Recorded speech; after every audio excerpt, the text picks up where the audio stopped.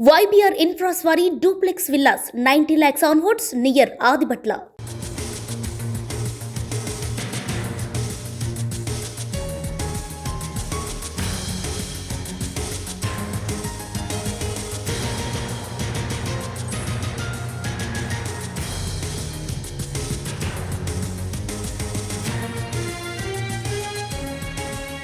Ignite కాలేజీలో MPC first year చదువుతున్న విద్యార్థి శ్రీకేతన్ అనే విద్యార్థి ఆత్మహత్య చేసుకున్నాడు. అయితే ఆ సూసైడ్ పై పలు అనుమానాలు వస్తున్నాయి. సీనియర్ల ర్యాగింగ్ వల్లే చనిపోయాడని తండ్రి ఆరోపిస్తున్నారు. ఫస్ట్ ఇయర్ లో సెకండ్ ఇయర్ కలపడం వల్లే ర్యాగింగ్ జరిగి ఉంటుందని తండ్రి బలరాం అంటున్నారు. ఇదే విషయంపై గతంలో ఒకసారి తల్లితో చెప్పుకున్నాడని అన్నారు. అబ్బాయి ఆత్మహత్య చేసుకునే పిరికివాడు కాదని, చనిపోయిన విషయాన్ని కనీసం చెప్పకుండా మృతదేహాన్ని గాంధీ ఆసుపత్రికి ఎందుకు తరలించారని నిలదీస్తున్నారు. కిటికీకి ఉరివేసుకున్నాడని చెబుతున్నారే తప్ప అక్కడికి రానివ్వలేదని అంటున్నారు. ఇగ్నైట్ కళాశాల దగ్గర తల్లిదండ్రులు, విద్యార్థి సంఘాలు ధర్నాకు దిగాయి. పోలీసులు కళాశాల యాజమాన్యానికి సపోర్ట్ చేస్తున్నారంటూ విద్యార్థులు ఆరోపిస్తున్నారు. బాధ్యులను వెంటనే అరెస్ట్ చేయాలని డిమాండ్ చేస్తున్నారు. కేపీహెచ్పీ పరిధిలోని సాయినగర్ కాలనీలో రాత్రి అబ్బాయి శ్రీకేతన్ ఆత్మహత్య చేసుకున్నాడు.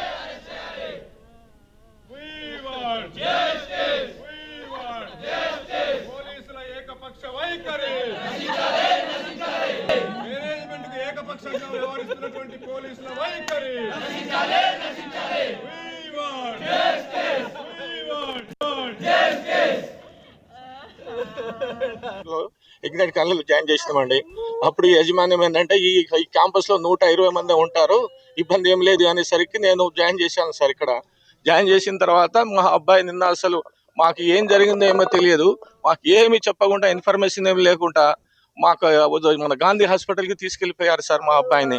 వాళ్ళ ఏమి రెస్పాన్సిబుల్. నైట్ మేము 2:30కు వచ్చినాం ఇక్కడికి. 2:30కు వచ్చిన తర్వాత నైట్ నుండి ఇక్కడే ఏం చేసినా కూడా మాకేం రెస్పాన్స్ అవ్వట్లేదు. అతను ఎలా చనిపోయాడు, అతను ఏంటంటే చనిపోయేంత పిరికి వాడైతే కాదు మా అబ్బాయి. మా అబ్బాయి 6 అడుగులు ఉంటాడు. కిటికీకి హ్యాంగింగ్ చేసుకొని ఇది చేశారు అంటున్నారు. మరి ఆ కిటికీ ఎక్కడ హ్యాంగింగ్ చేశారని ఆ ప్లేస్ కూడా మాకు చూపించట్లేండి. దయచేసి మాకు న్యాయం కావాలి. యాజమాన్యము నాకు న్యాయం చేయాలని కోరుతున్నాం. మాకు ఏదైతే ఉందో ఆ ప్లేసు హ్యాంగింగ్ ప్లేసు మాకు చూపించాలి. దీనికి ఏంటంటే దీంట్లో దీంట్లో తీసుకొచ్చి సీనియర్స్ ర్యాగింగ్ కూడా కొంచెం ఉందని చెప్పి మాకు కొంచెం ఇప్పుడిప్పుడే తెలుస్తుంది. ఆ సీనియర్స్ ఇందులో అసలు దీంట్లో లేరు. మేము జాయిన్ చేసినప్పుడు ఆ సీనియర్స్ ర్యాగింగ్, ఆ రూమ్మేట్స్ ర్యాగింగ్ వల్ల మా అబ్బాయి యాజమాన్యం దీని వల్ల చనిపోయారండి. దీనికి నాకు న్యాయం చేయాలని నేను కోరుతున్నానండి. ఏం జరిగిందో కూడా మాతో చెప్పలేదమ్మా. నైట్ వచ్చి ఇప్పటి వరకు వెయిట్ చేస్తున్నాము. ఏం జరిగిందో కూడా చెప్పట్లేదు నాయన. నా కొడుకు చూపించండి తండ్రి, నా కొడుకుని చూపించండి.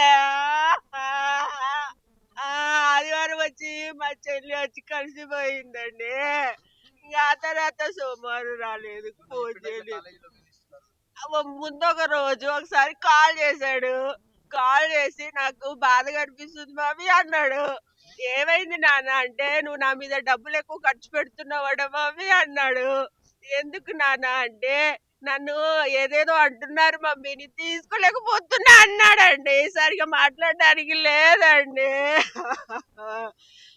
స్టూడెంట్స్ అన్నారో ఎవరన్నారో క్లారిటీ చెప్పలేదండి. నాకు ఎలాగో అనిపిస్తుంది మమ్మీ అన్నాడండి. వెంటనే మా తమ్ముడిని నెక్స్ట్ డే పంపించి అడిగిచ్చిన, ఏమైంది నాన్న అంటే, ఏం లేదులే మమ్మీ నేను కలిసాక చెప్తాలే అన్నాడండి. ఇక్కడ సార్లు ఉన్నారు, ఇప్పుడు ఏం వద్దులే అన్నాడండి.